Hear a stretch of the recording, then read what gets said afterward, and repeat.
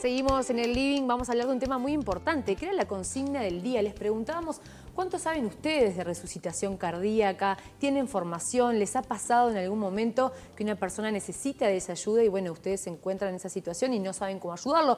O al revés, sí saben cómo ayudarlo. Y un poco esta consigna tenía que ver con esta nota que vamos a hacer ahora, porque el 11 de mayo es el Día Nacional de la Resucitación Cardíaca. Y para conversar sobre esto estamos con la doctora Laura Garrey y la doctora Fernanda Salambri. ¿Cómo les va? Bienvenidas. Bueno, muchas gracias. Un gusto recibirlas y hablar de estos temas. Conversábamos con los chicos que la gran parte de la población no sabe cómo actuar frente a estos temas. Siendo algo que puede ser muy fácil aprender, bueno, la mayoría de nosotros tiene desconocimiento. ¿Es así este termómetro que creemos nosotros? Bueno, a ver, a lo largo de esto surge el Día Nacional de la Resucitación Cardíaca. Es un día que sale sobre todo para poner en la opinión pública las acciones que se pueden hacer y lo que es la capacitación en resucitación cardíaca. Pues estamos hablando de situaciones que en el 80% suceden en el ámbito cotidiano, en el ámbito fuera del hospital. Por lo cual, desde la creación de la ley, que ya tiene 15 años, se empiezan a implementar acciones para que las personas estén capacitadas y bueno, sepan reaccionar en estas situaciones donde los segundos, nosotros hablamos de los primeros minutos, pero ya los segundos de poder accionar y poder saber qué debo hacer son fundamentales. ¿En qué porcentaje se le puede salvar la vida a la persona si uno sabe actuar en el momento que debe hacerlo? Bueno, lo que se sabe es que por cada minuto que se va perdiendo en tiempo de reaccionar, en hacer lo que es el masaje cardíaco, se empiezan a perder 10 minutos de probabilidad de supervivencia. Pero vamos a transformarlo en algo positivo. Cuanto más rápido empecemos, le vamos ganando tiempo a esto y además se sabe que si nosotros actuamos y podemos tener un desfibrilador, las chances de sobrevida empiezan a aumentar se duplican hasta en un 50%. Bien. Por lo cual es un día que en la Comisión Honoraria para la Salud Cardiovascular fortalecemos y en realidad se trabaja mucho todo el mes para favorecer lo que son los momentos de aprendizaje en lo que es la resucitación cardíaca. Tan importante. Hablemos un poco de esta ley a la que hacías referencia. ¿Qué aspectos tiene y cómo se ha implementado o si ha tenido buen efecto, digamos, en la sociedad?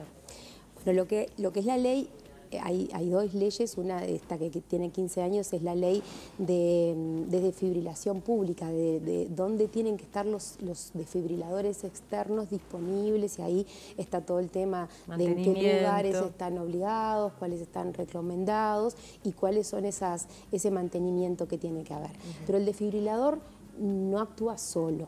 Acá tiene que haber determinadas situaciones que lleven a que una persona además sepa usar ese desfibrilador. Entonces, bueno, eso es un poco el marco que también hay que darle a esa ley. Creo que hay que destacar de nuestra ley, a diferencia de muchos otros marcos normativos que hay en el mundo, que no solo regula el desfibrilador, sino también la capacitación. Entonces existe un Consejo Nacional de Resucitación que regula cómo tienen que ser los entrenamientos, las capacitaciones, y no solo esta ley dice qué lugares tienen que tener desfibrilador obligatoriamente, sino que además obliga a toda institución y organización que sus trabajadores estén al menos el 50% entrenados en estas maniobras. ¿Cuánto se cumple esto? Bueno, no tenemos un control directo, lo que sí, uniéndolo un poco a tu primer pregunta, uno tiene la sensación que todavía falta mucho por recorrer. Sin embargo, nomás los números del programa cerca de la Comisión Honoraria, que es uno de los centros de entrenamiento, hay más, tal vez el de la Comisión es el más grande y el que más alcance tiene en entrenamiento comunitario, ella te puede dar mejor los números, pero del 2009 a la fecha se viene exponencialmente aumentando el número de entrenados, sobre todo porque la comisión que al principio entrenaba directamente a las personas, ahora ya desde hace muchos años lo que hace es entrenar instructores, cosa que entre pares se sigan entrenando. De esa manera, mirá que está llegando a muchas personas el entrenamiento. Qué bueno, ojalá que se vea pronto la repercusión también, ¿no? Además decíamos, cuando te toca estar en esa situación y ayudar a alguien, la satisfacción de poder, ¿no?, salvar a una persona debe ser muy grande, al igual que la angustia cuando uno no puede hacer nada, Sí, ¿no? ahora hay un concepto muy importante que es el de la cadena de supervivencia, porque tú solo, siempre es mejor hacer algo que nada y siempre le va a ir mejor a la víctima. Se llama muerte súbita, esto de lo que estamos hablando, justamente porque si nadie hace nada, 100% estás muerto. Bien. Bien. Si alguien por lo menos reconoce y pide ayuda, ya con eso empiezan a aumentar las chances de sobrevida. O sea, pedir ayuda significa que venga una ambulancia. Si además te pones a hacer masaje cardíaco, duplicás y triplicás las chances de que esa víctima sobreviva. Si además utilizás un desfibrilador, porque hay uno a mano y está operativo y bien mantenido, y tú lo sabes utilizar, como decía Laura, por cada minuto que tú adelantes, porque ¿para qué llamamos la ambulancia? Porque la muerte súbita se trata de un trastorno eléctrico que tiene el corazón que no lo deja bombear adecuadamente. Eso se contrarresta con un choque eléctrico, que es lo que damos los médicos, venimos con la ambulancia. Se diseñó esta tecnología del desfibrilador para que cualquier persona, sin ser técnico en salud, con un mínimo de entrenamiento, pueda dar antes, sin tener que esperar a la ambulancia, rápidamente el choque. Bien. ¿Por qué? Porque por cada minuto que pase sin choque, cae 10% la chance de sobrevivir. Entonces, por eso esta es la emergencia más extrema que tiene la medicina. No sustituye la llamada de la ambulancia, ¿no? No, Eso es importante. son cosas aclararlo. distintas. Volvemos entonces al concepto de cadena de supervivencia. Porque tú puedes estar entrenado en reconocerlo, hacer el masaje, utilizar el desfibrilador. En definitiva, es lo que tienen la cadena de supervivencia, son acciones que hay que implementar para lograr que la víctima de la muerte súbita tenga las mejores chances de supervivencia posible. Entonces, los 4 primeros eslabones, que son los más aplicables a la comunidad en general, son tener la capacidad de reconocer precozmente lo que está sucediendo, que es una muerte súbita, y pedir ayuda. Bien. Activar el sistema para que venga la ambulancia, pedir el desfibrilador. El segundo es hacer masaje cardíaco para ganar tiempo hasta que llega el desfibrilador, hacer un choque, una desfibrilación lo más precozmente posible, y después viene todo el tratamiento médico que por supuesto que es muy necesario. Pero esas acciones dependen mucho del entorno. De un grupo. Del grupo, pero además del entorno y del contexto. El sistema tiene que estar preparado para que tú puedas implementar en ese momento cada eslabón de manera eficaz. Por ejemplo, sabemos que lo primero es reconocer. Supongamos que ahora aquí alguien cae, reconocemos, porque estamos entrenadas, que se trata de una muerte súbita. Pedimos ayuda. ¿A quién llamamos? Aquí. ¿A quién tenemos que llamar? No es lo mismo el teléfono al que llamas si estás en vía pública que si estás en determinada institución o en otra. Hay que ver qué techo protegido tiene el canal. Claro. Bien. ¿Quién va a llamar? Nosotros llamamos desde nuestro celular aquí o la institución determina que llamen desde la cabina telefónica. Hay que determinar los procesos, preparar el entorno. Un protocolo que ya esté estipulado para que no hayan dudas. Y para cada contexto, Claro. porque es muy distinto. Por ejemplo, el tercer eslabón, la desfibrilación precoz, que viene de la mano del DEA. Bueno, entonces, pensar en cadena de supervivencia es pensar, bueno, en este lugar, ¿es necesario tener un desfibrilador? ¿Hay riesgo de que haya muertes súbitas? ¿Tenemos que tenerlo o no? Si lo tenemos, ¿dónde lo tenemos? ¿Dónde lo ponemos para que sea accesible? ¿Quién va a ocuparse del mantenimiento para que el día que sea necesario realmente las baterías estén bien, los parches estén bien? Hay que pensar en muchas cuestiones para que no alcanza con que tú sepas usar el DEA, si no está todo eso armado. Por eso algunos prefieren hablar de sistemas que salvan vidas, que están preparados. Y para eso lo interesante es que la Comisión lo ha tomado, cardiovascular lo ha tomado, y está promoviendo el programa cardiovascular, que me parece que Laura lo puede explicar mejor, que en definitiva es una buena herramienta para que las instituciones que quieran acreditar adhesión a este programa puedan preparar el entorno, el sistema para que no solo entrenar Porque a la uno con gente. su conocimiento puede hacer algo, siempre va a ser mejor que nada, pero necesita de este entorno, de los implementos, Exacto. de la rapidez. Incluso me imagino también hasta de una voz de mando, ¿no? Sin duda. Todas esas acciones a lo largo de los años, y esto que traía Fernanda, ¿no? La comisión viene teniendo más de 140.000 entrenamientos a lo largo de estos 15 años, y tenemos una aplicación que georreferencia, geolocaliza los desfibriladores, pero nos hemos dado cuenta que esto, ¿no? Que falta una organización de los sistemas para que estas condiciones, para que las condiciones se den y sea más favorable estas acciones. Y por eso hace más o menos 20 días lanzamos el programa Cardioprotegido. Es un programa que ayuda, que la comisión lo que hace es ayudar a que se den todas las situaciones, los protocolos, que todo el mundo sepa lo que hay que hacer, dónde está el DEA, que el DEA no está trancado con llave, todas esas implementaciones que hacen que esto se pueda dar una cadena de supervivencia en condiciones favorables y que eso favorezca que si hay una muerte interesante, súbita. Laura, perdón la interrupción, el ejemplo de la comisión honoraria, lo primero que hizo fue, para dar el ejemplo, acreditarse ellos mismos. Claro. Y bueno, y les pasó que no se habían planteado, entrenados están todos, te podrás imaginar que los hemos entrenado muchas veces, pero nunca se habían planteado si viene alguien de la calle a pedir un desfibrilador, porque cayó muerto en la esquina alguien. Si lo podían llevar. ¿Qué vamos a hacer? ¿Se lo vamos a dar? ¿Quién va a salir con? Porque si alguien sale con eso, tenés que prever la función de esa persona, que a veces es muy importante, puede ser de seguridad, y lo pueden estar distrayendo, ¿no? Entonces, no son cosas para dejar liberadas ese día, porque todo eso hace perder segundos, y los segundos terminan siendo minutos, y que un minuto es 10% de chance menos. Totalmente.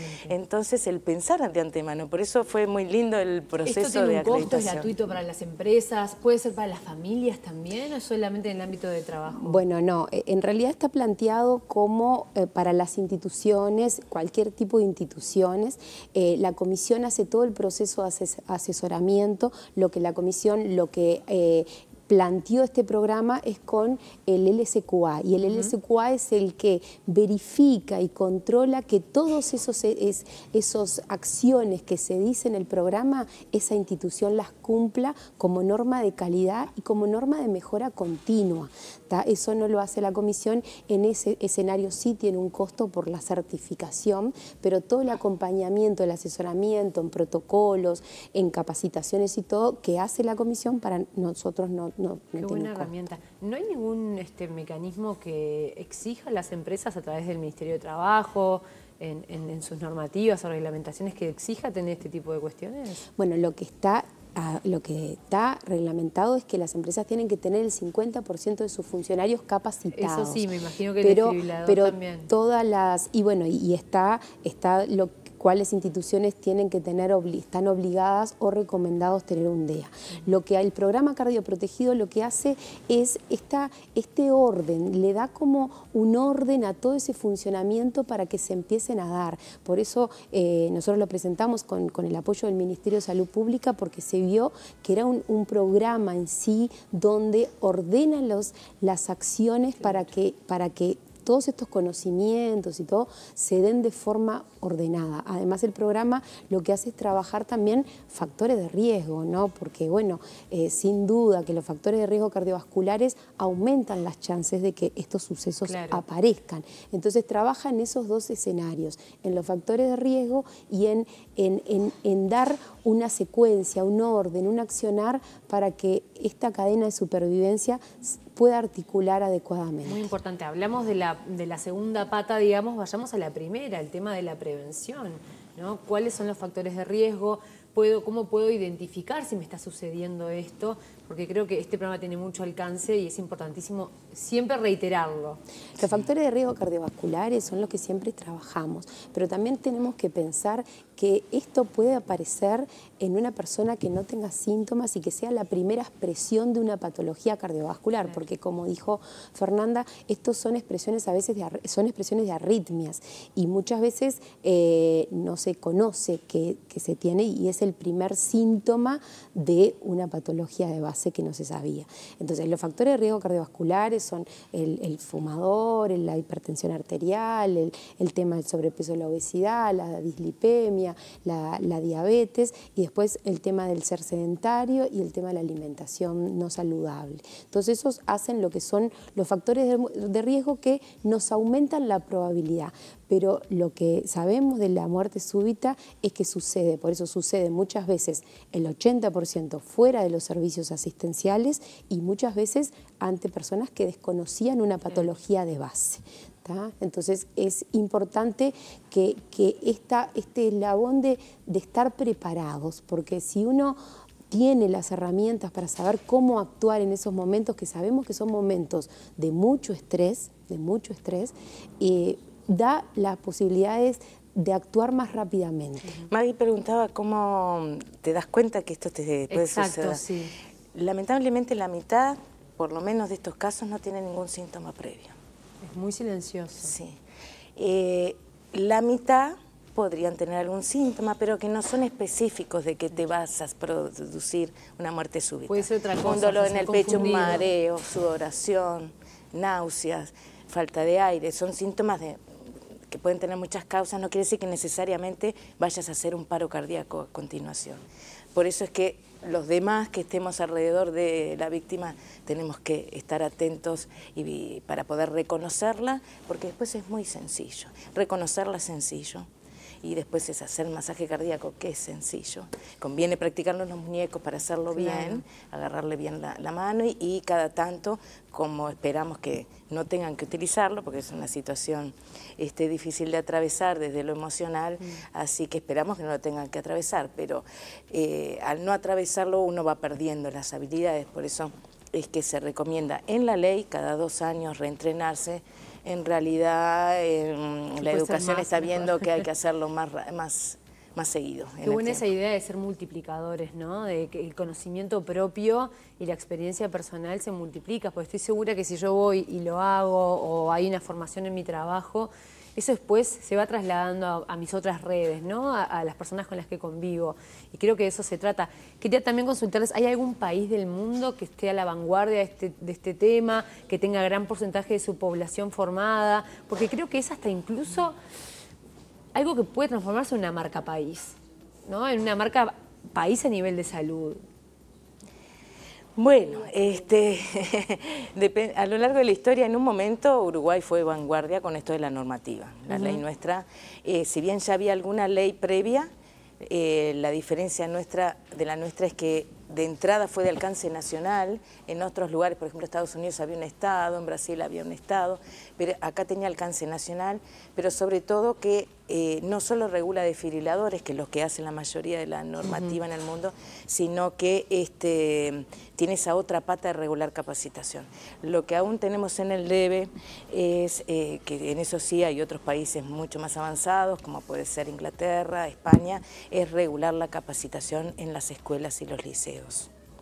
Eso estamos ahí todavía un poco en el debe. Hay capacitación, pero no todavía desde la normativa. Desde una política. Desde una política que esté implementada. Tal vez la intencionalidad de un profesor, de un director que lleva. Claro. Qué importante sería eso, ¿no? Con tantos temas, porque es una edad donde... Sí, esto hay que empezar desde pequeñito, obviamente que no se entrena todo desde pequeño.